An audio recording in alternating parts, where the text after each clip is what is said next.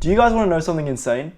I have worked with over 150 clothing brands in the span of 3 years. Just to name a few: Flower, Anna Michon, Pluto Gold, Society, St. P, Brimmer, Ethereal, Lonely Tracks, Motherland Garment, and all these brands that we've mentioned, we scale from zero, some doing a few $100s more, to all the way to 10K a month plus in this average span of 4 months. And believe me, no one is more surprised than me. So in this video today, I'm going to show you how to scale your clothing brand so fast that it feels illegal. The first thing that you need to understand is understanding your role as a brand operator, okay? Once you understand what your focus should be as a brand owner, you're going to scale much faster because you probably know that there's so many stuff on the internet and so many stuff you can do, Pinterest ads, UGC, sending out stuff, all that type of stuff. But believe it or not, there's only a certain amount of tasks that you can do that is actually going to bring in fast scale, okay? So that is the first thing, to have clarity on what you need to do, okay? And quite frankly, there's only two things that you really need to focus on as a brand operator. And number one is product, okay? So the value, okay, you can provide to the market, okay? Number two is acquisition. Get your value seen by the people. And if we go down the list, right, for value, you can provide to your markets to the product, you can improve and focus you on design, quality of your product, the time of the product, so how fast you can get your product to your customers, okay, and the product experience, okay. Is it unique? Did they have a good product experience, okay? Now, acquisition is fairly simple. Ads, okay, obviously you can go deeper into, which I am going to talk about. Organic, influencer UGC, and then your offer, okay? 80% of your attention should be towards acquisition, okay? Meaning, if you spend 10 hours a week on your brand, okay, 8 hours should go towards the acquisition side, okay? Okay, your time is everything. First of all, we want to make sure that your time is not being wasted working on the wrong things, okay? Now, the question is, you're probably wondering, how can I spend 80% of my time on acquisition? Like, what does that even mean? Okay, because when I talk to brand owners, they don't even know this stuff, right? All of their attention is towards this product, making, the design, launching more products. I haven't talked to brand owners where they think launching more products is scale, right? Which is completely lost, right? You gotta realize you can have the best product in the world. The design aspect can be 10 out of 10. The quality can be 10 out of 10. The shipping time can be in a day like this. The experience can be 10 out of 10. But if no one knows about your product, if no one knows about the value you can provide to the market, then it just doesn't matter. Okay, so that is why when you want to scale fast, you want to focus on the acquisition. So let me actually go break down on what this would actually look like. Okay, if we go into detail, right, ads, that can be meta ads, okay, which is my personal favorite, which I'll explain. You have Google ads, you have Pinterest ads, you have TikTok ads, okay, but the main thing I want you to focus on is one ad acquisition. That is all it takes to scale fast as you can to 10K a month or 100K a month or 200K a month, okay? The biggest misconception I see is you need to be on TikTok ads, you need to be on Pinterest ads, you need to be on Google ads, Meta ads, all of these, right? The thing is, you want to be really, really good at one acquisition, right? And if you have the attention and if you spend 10 hours a day, for example, to focus on the acquisition, and you spend 1 hour on Meta, 1 hour on TikTok, nothing's going to grow, okay? You can't chase two birds with one stone, okay? Number two is organic marketing infrastructures, okay? Top of funnel content, middle of funnel content, bottom of funnel content, right? Making creatives, building a community and storytelling and building that branding, okay?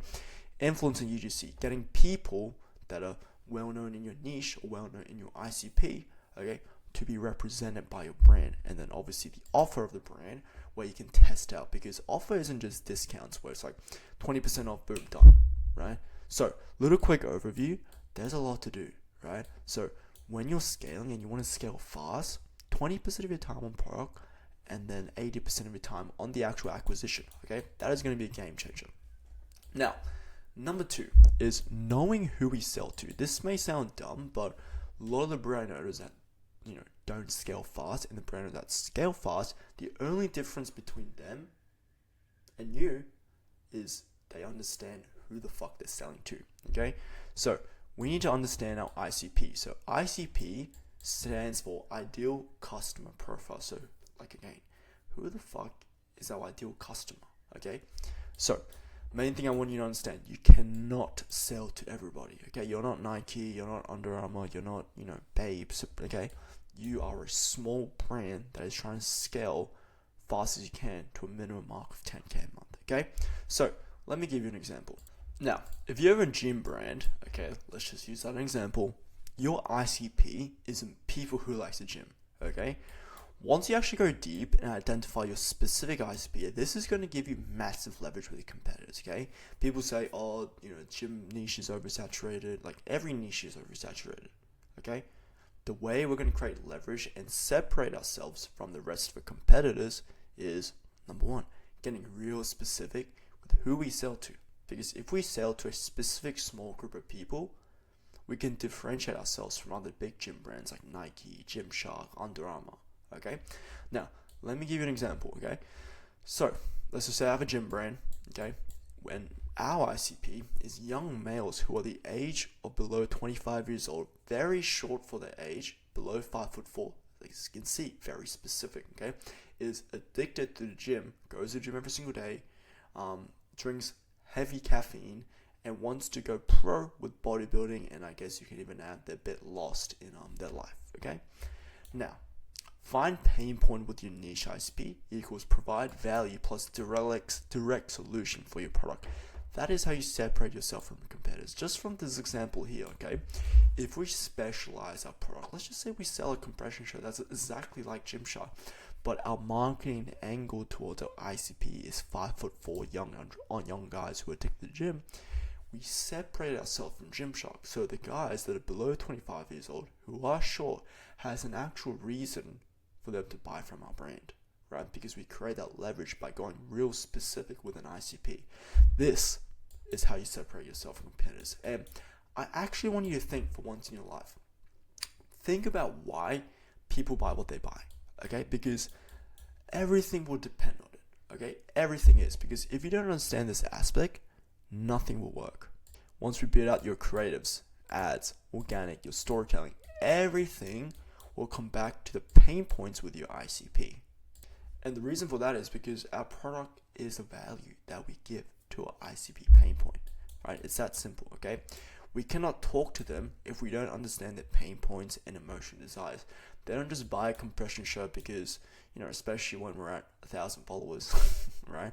Some new brand, they don't just buy it because it looks cool. That might be a part of it, right? But why does it look cool to them, right? Is there a community behind it, right? Is there a messaging behind it, right? All that type of stuff. So the only way that you can scale extraordinarily fast and build this massive community is to leverage your specific ICP, okay? Very simple. If you don't have this, scaling is going to be very hard, okay?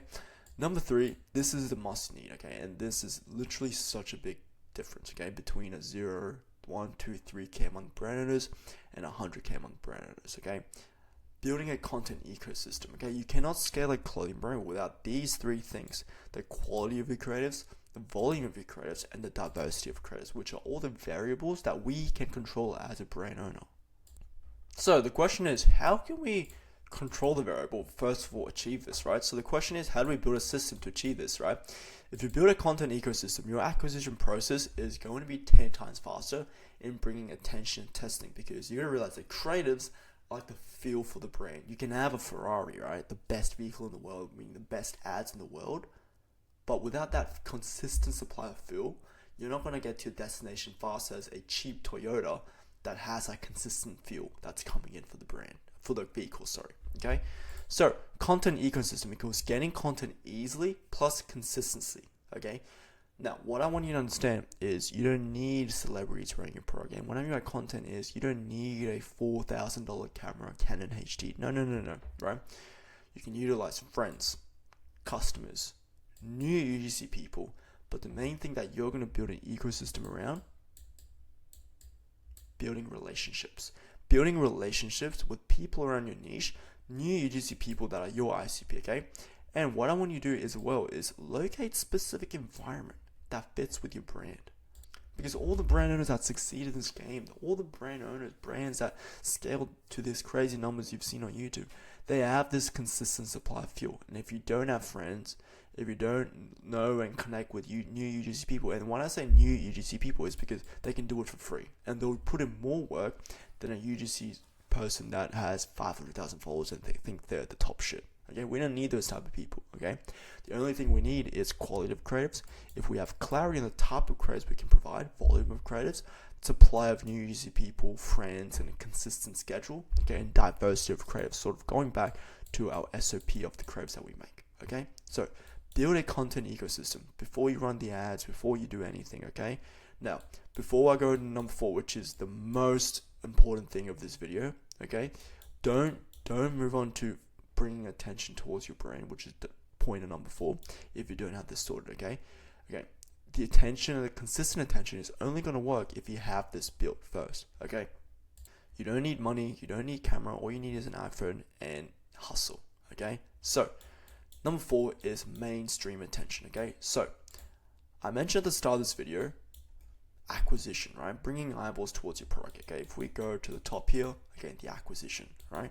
But the thing I want you to understand, the thing you need to realize is there are different type of eyeballs. Okay, and to scale as fast as you can, especially when you're a new brand, you need to focus on what we call top of funnel attention. Okay, so let me break this 3 down to you, because there are 3 different type of eyeballs.